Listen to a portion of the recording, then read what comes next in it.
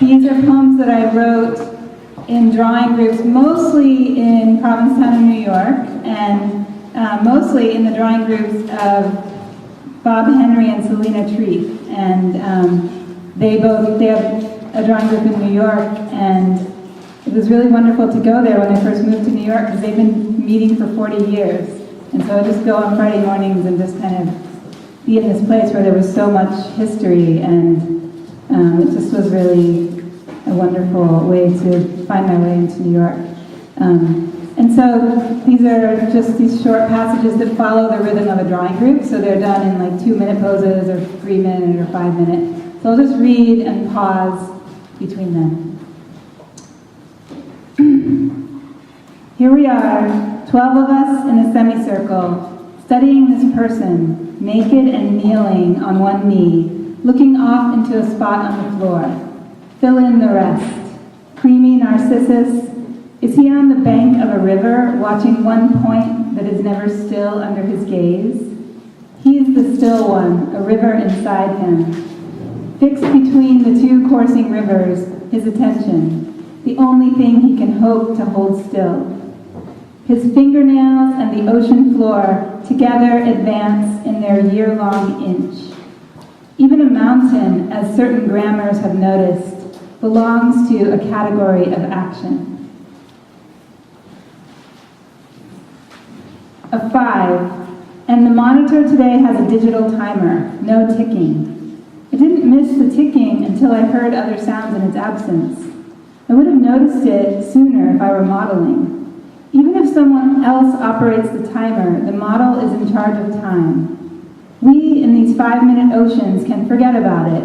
It's being stopped, held for us. Like every new hack horse, Leon tacked up for me and held as I pressed my foot into the stirrup and swung onto its back, its haunches collecting under me, tail switching, tongue tossing the steel bit. Should I stand a little further back? Is that reverbing? 10-minute pose.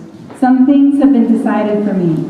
The placement of his palm along against the belly of his hamstring, the forward movement of his leg, cant of his head, torsion of spine and rib cage, how much time I've been given to study this arrangement. Sometimes it takes your own hand to move your leg forward, the lead line wrapped around Buttercup's back legs, coaxing her across the paddock, how she hopped her hooves ahead with the pressure of the lead. Where is the model trying to go that he needs a leather lead line looped around his leg, or trying not to go? Where is he trying to stay? I told Richard, "You were my guide through the underworld." He said, "Where are we now?" Richard McCann, and that's one of the reasons I love him. A 2. If I could live my life like a 2-minute pose, look, see the gesture, embody the gesture, water posits itself over the stone. It shapes the stone and is shaped. Time's up. The model tells me he dreams of posing by the sea. He longs for being seen against shoreline, particulate, surging.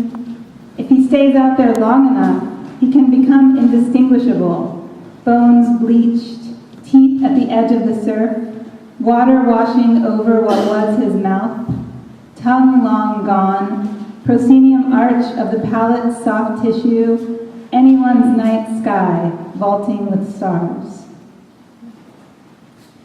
The model's bearing, in which no degree of expectation rests, makes the waiting in my own body fluoresce, the 3-second delay. Last night I played pool at Vixen with an Irish snookerer. He wasn't playing his best, but he still had lots of fancy angles or fancy English. In every ball sport, you stay down on the shot until you're done. Miss, do you mind if I tell you something? You're too high on the cue. Yes, I thought, as I watched him run the rack. Sight lower along the cue. That sounds really good. And I sank his sincere suggestion just off to the side of my body, in the delta, inside the misregistered police outline, where I stash everything I'll do when my actual life begins.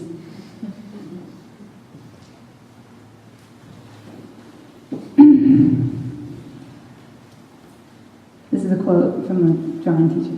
We know it's a leg. Do you really need two edges when you're struggling against time? She's resting on one elbow, her other arm straight up, one knee on the floor, one foot up on the chair. That's a new one, Bob says quietly. Never have I seen a person do this. Never has a person taken this position in answer to the question, would you like to sit down? Nor have I returned to bed to find the beloved arranged thus among the pillows and sheets. The arm's skin drapes off the bone, clothes hung over the chair, breast a small satchel. I see my skin thinning, veins plaquing. The folds of her skin have struck in me a terror. This must be why we aren't naked more. I thought it was to help us not think about sex all the time, but now I see it helps us not think about death all the time.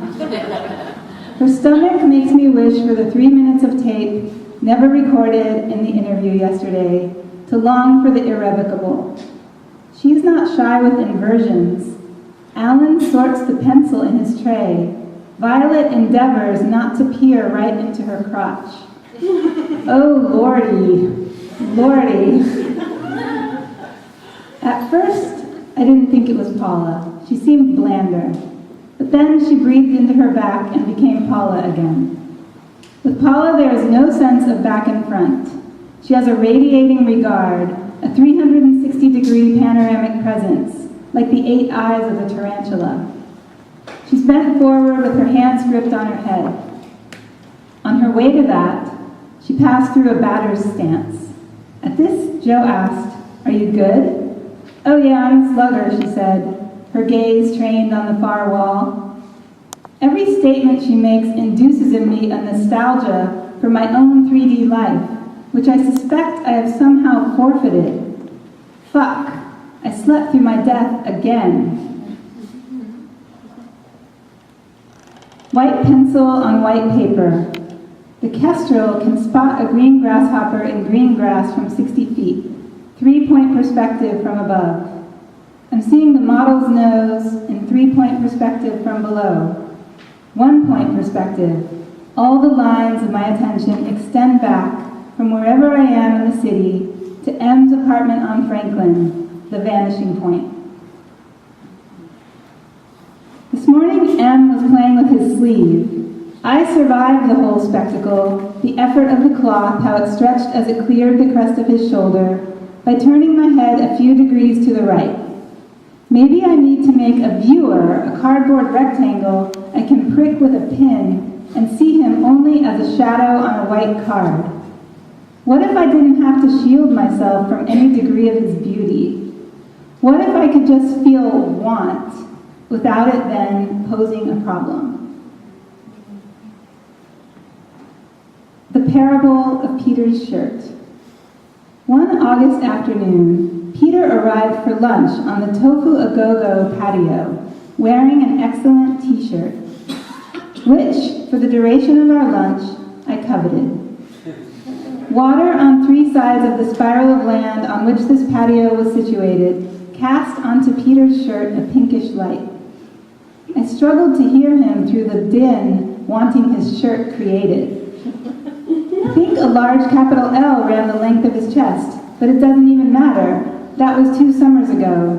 It remains a little grain. Even now I can feel a rising of desire for it without remembering what it was.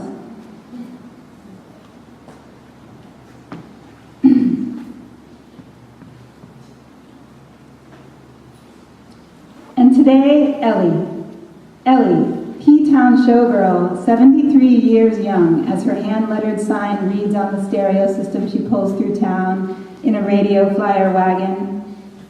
I'll keep my own time, she tells the monitor. Here Ellie wears not her camisole and miniskirt, just elegant drop pearl earrings. Riding down Commercial Street, I hear her before I see her. Frank Sinatra or Judy Garland in her generous baritone, offered as if to each person directly. Patrons drop drop their dollars into her white bathroom trash can with its Sharpie marker thank you. Or they pick up a copy of her life story stapled together and held down by a rock for $3. Here we are at the shoreline, breasts nudging at a presence, penis receding from one, tucked between her crossed thighs. There you are with yours, and here I am with mine, so I guess we'll just be leaving it at this, she sings, as we draw. Ellie, for some 60 years, held a long pose as Elliot, holding still. I love you, I honestly love you. Her timer rings, and Sal marks the pose with chalk and masking tape. Ellie gathers her legs under her and rises out of the outline her body leaves. A couple more. Speak into the good ear. Breathe into the good lung. Break the good rib to keep him going a few more years. Break the bedpost so death will forget where it left off.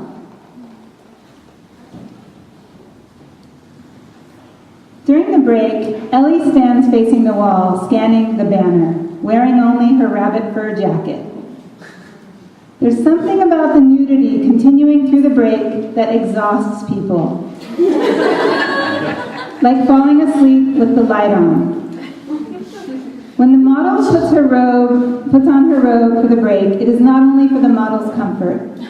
The fur jacket ending just above the tan lines from her string bikini creates a zone of attention that peripherally pulls people from the conversations they're trying to have and causes them to look into their beverages as they talk, rather than risk looking in Ellie's direction.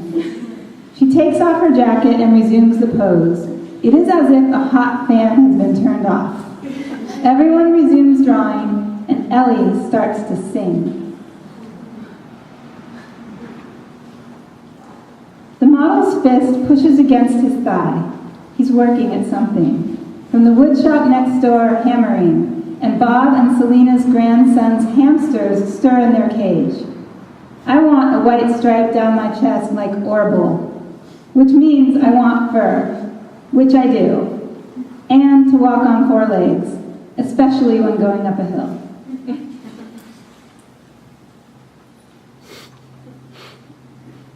The model's head tilts up in profile toward the exhaust fan, and a fly circles above. Actually, not circles. Please forgive me my one plain sight bias. A fly darts the polyhedral geometry dictated by the jeweled surface of its eyes. What I can see of her is far less than the fly, who would view her through facets, even if it were standing still, which it is not, which she's not, which I'm not. The fly is long gone, and still I mention it here. Now what? A nude man crouches on a quilt in front of me. His body is moving through its paces, joining the carbon cycle, doing his part for the plants, as is mine. We have these forms people recognize us in. We show up in a body and someone says, "There you are." The other day, John appeared at my door and almost sang, "There you are," as if I'd been missing. To hold the pose all morning is to feel its decay. You take a break and someone remarks, "Your arm was higher." Then he comes and touches your wrist delicately with two fingers, as if conducting a seance, and asks, raising the arm, "Do you mind if I move your arm?" When Hanalina placed her pencil on my sternum and then lightly, in illustration of a point, drew a line down from my clavicle to the peak of my rib cage, I did not mind. I can feel the line even now, the pencil in her hand torching the follicles. The model is lying on her back with her legs slung over to the right and her head turned to the left. I can feel the release of it, the opening of the chest, the twist of the spine, the stretch along the side, haptic knowledge. How does the drawing record that knowledge? What are the traces of subjective experience? Yesterday, when we did handstands against the wall in yoga, I loved pitching forward onto my hands, the feel of my legs balancing above my hips, the exchange of weight, inverting the usual traffic of blood and gravity. All day I kept replaying that action in my mind. All that was left was actually to do the handstand right there on Fifth Avenue. Now my hand is on Louie's head, dog of miraculous comebacks. In my hand, all the dog's heads I've held. Sweet tilt of his face. Maybe Selena can tell the neighbors he would have fewer problems if he weren't so good at living. Now he's pushing the full weight of his will into me, right under my hand, what keeps him alive. Petting Louie has become my drawing. Thanks for coming, everyone.